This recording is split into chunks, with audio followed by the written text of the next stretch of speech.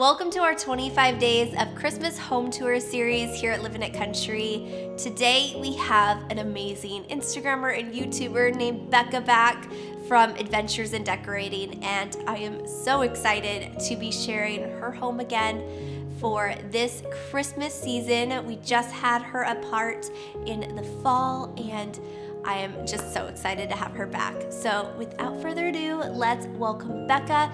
Check out her Instagram and YouTube channel down below, and let's tour her home. Hey, it's Becca. I'm excited to be joining Holly today for her 25 Days of Christmas Home Tours. Welcome to our home here in Northern Virginia, where lots of festive holiday colors have taken over. This year, our foyer is taking on a vintage caroling theme.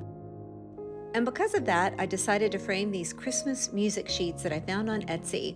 I love their nostalgic feel, the little bit of artwork on them, and to give them more presence, I decided to paint our picture frame mats red. And then down below, I have our little caroler family surrounded by trees. And then up above is this wreath that I hung music note ornaments, berries, and the little vintage house ornaments. This oversized dough bowl came in handy for displaying holiday greens and these faux musical instruments. I then decorated our Christmas tree in all things red, white, and green with just a little bit of black, like shown here in this whimsical musical note ribbon. And a crazy topper consisting of holiday stems and picks.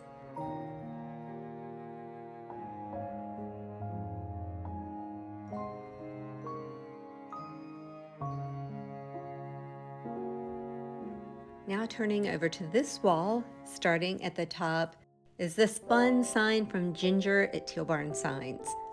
I love the vintage feel and how the red pops against the white. Down on the buffet, I decorated the two 3-foot trees in white ornaments, berries, and little houses.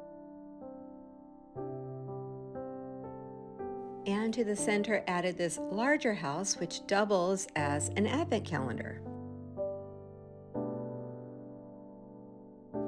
I then brought in another caroler family that I have had for years. They're from a little vintage store in South Carolina. And then to give the doors a pop of color, I just scotch taped wrapping paper to the insets.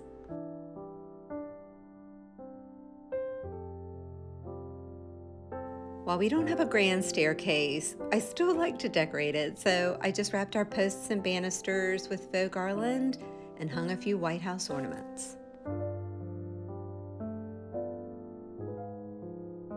The last little area of our foyer is this back section where I recently brought these cabinets in from our sunroom along with the mirror and bench from our guest room. I then filled the cabinets with vintage plates, small lamp posts, and cute little houses. From the foyer, it's on to the family room. I was really going for a cozy Christmas look in here. I may have crossed the line to crowded, but it's all dedicated to Santa. And my slight obsession with symmetry is why I went with 2 trees. Let's visit the mantle and Santa himself first, where I really feel like he's staring at you. I also know he is keeping a watchful eye on this little village down below. Now, as to not distract from Santa, I decided to keep the garland pretty simple by just adding fairy lights, berries, and bells. Down below, we have a vintage sleigh, felt skates, snowballs, and I love this adorable Christmas present pillow. Taking a look at this side of the room, we have wreaths layered over windows, a curtain of lights that unfortunately you can't see during the daytime. And then down on the sofa table, we had to have reindeer to go with Santa, complete with their little jingle bell wreath collars. You can never have too many pillows, especially this time of year. Am I right? More simplicity on the coffee table by just adding candles, greenery, and a bowl filled with vintage-looking ornaments. Taking a closer look at the Christmas tree, again with my crazy toppers, lots of stems and picks, antlers, berries, my little believe sign, and these beautiful bells that are from Decorator's Warehouse. I chose a plaid ribbon for the tree along with a red and white one that reminds me of Santa's cloak and this whimsical holly one.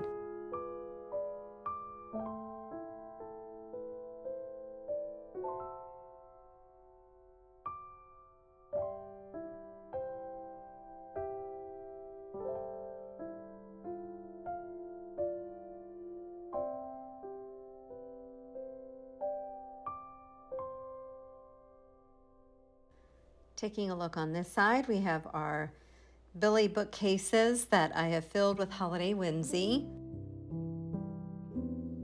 We have our winter artwork thanks to YouTube. Another village that matches that on the mantle. A vintage Santa with his sleigh close by. And another village just to tie everything together. The inviting red cabin is courtesy of Etsy, and I hung stockings down below for Santa to fill. From the family room, I'm taking you into our sunroom turned breakfast room. I tried to add a bit of whimsy in here as well, starting with the vintage-looking Santa mugs and the adorable houses. They're from Hobby Lobby. They are plain and you can just dress them up with paint. More vintage mugs to satisfy my symmetry. And I filled these glass canisters with Epsom salt, houses, and little kids making a snowman. Turning to the console table, well, up above I hung the Merry Christmas sign. I think it makes a fun focal point. I have another curtain of lights there as well. It's so pretty at nighttime. The lights are a great backdrop for the trees and little village down below.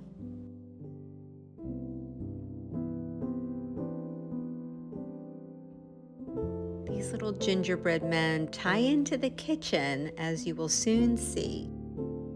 More little houses and trees made their way to the table. Stepping back, I love how it all ties in together. Turning around from the sunroom is my favorite room, our kitchen.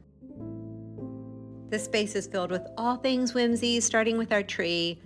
The topper is filled with cookie picks, candy picks, and that cute little fella. Coming down the tree, I added the plaid ribbon, a ribbon that is covered in snow, and that adorable gingerbread ribbon. And all of these adorable ornaments, houses, cookies, cookie sheets, hot cocoa, and one of my favorite ornaments from my sister, Mitch. Since I moved the kitchen table into the sunroom, I needed to put something in its place. So I borrowed these two woven chairs from our son's bedroom. I think the relaxed look and the brown color ties in with the gingerbread theme. I then added this little table in between, layering a wreath on top along with this really cute gingerbread house and matching trees. Over on the shelves, I recently purchased these cardboard forest-themed placemats and decided to use them as artwork. And in my humble opinion, no Christmas kitchen is complete without a hot cocoa bar.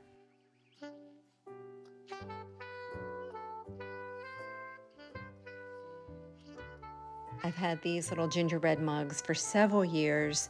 Also added in the vintage Santa mugs and filled these cute canisters with cocoa and marshmallows and peppermint sticks, with our little elf guarding it all.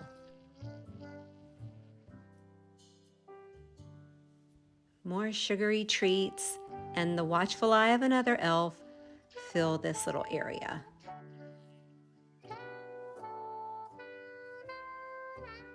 These pieces actually have a bottom stake or metal stem to them, which I just popped off so I could turn them into little wreaths for all of our cabinet doors. And then turning around to this view, on our island I added an oversized woven tray, leftover plaid fabric, trees that match those in the sunroom, along with that adorable Victorian house.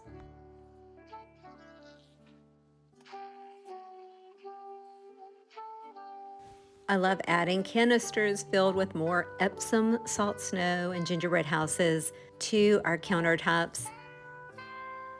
I think they're the perfect way to add whimsy. And then I finished this little baking area look with faux treats and cookie cutters.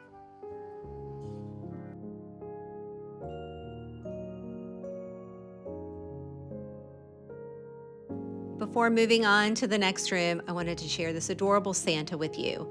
He was a gift from my dad. Next stop is our dining room, which is dedicated to the Nativity. Because of that, I stepped away from a lot of color, just going with more muted tones instead. We have white and gold, a little bit of blue to all tie in with the mural behind it. I did add a bit of bling with that beautiful silver ribbon from Decorator's Warehouse, along with the golden cream ribbon.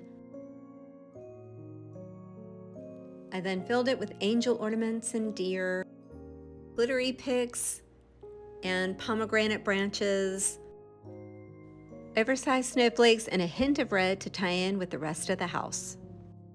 Over on our sideboard, that beautiful star from IKEA is acting as the Star of Bethlehem, looking down on the village below.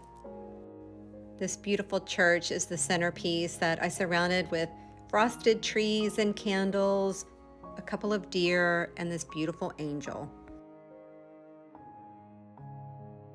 Over on the shelves, I kept it pretty simple there as well, just by adding the deer diagonally across from each other, simple white pitchers, and festive snowflake plates. I added the deer there to tie in with the landscape theme and the mural behind them.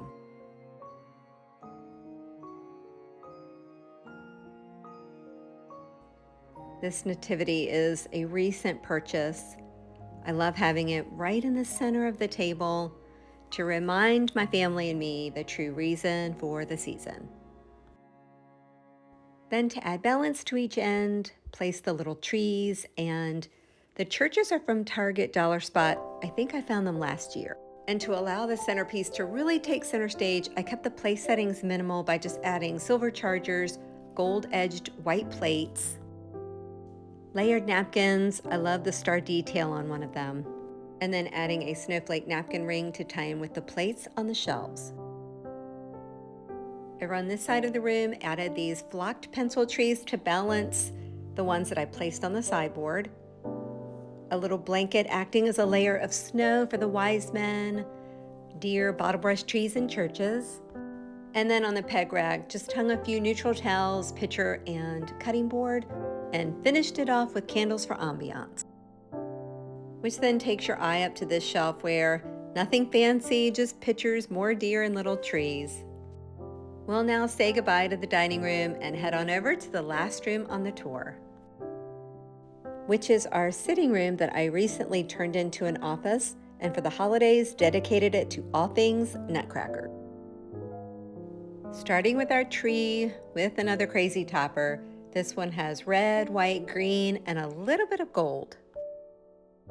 I also chose this beautiful gold mesh ribbon, and how perfect is the Nutcracker ribbon? I think I found it at Hobby Lobby. I then filled it with Nutcracker ornaments, little houses, ones in red, green, and gold, berries. I love the little plaid houses.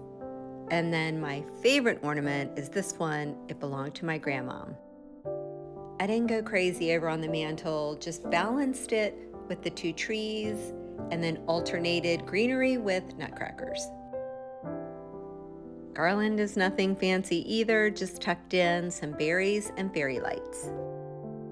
Down below, we have the oversized nutcrackers standing guard. And then peeking over at the bookcases, fill the baskets with winter greens.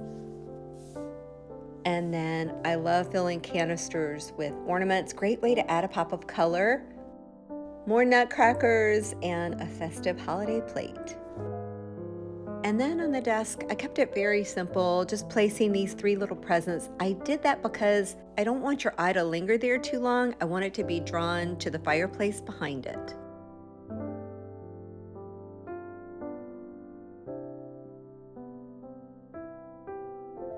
These little fellas match the ones I placed on the mantle, and the glass decanters are from Target Dollar Spot from this year.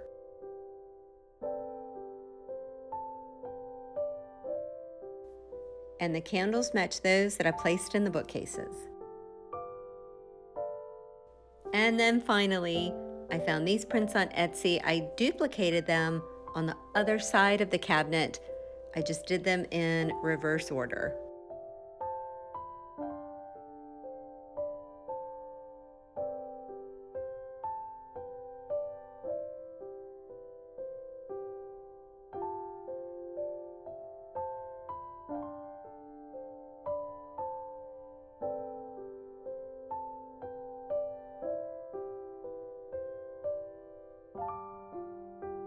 Thank you so much for joining me today. I really appreciate your company. And Holly, I truly appreciate you allowing me to be a part of your 25 days of Christmas home tours.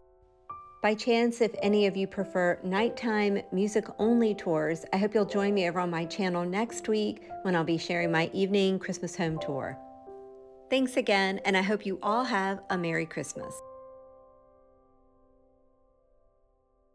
I hope you all absolutely loved today's Christmas home tour, and I would love to know your favorite part in the comments down below.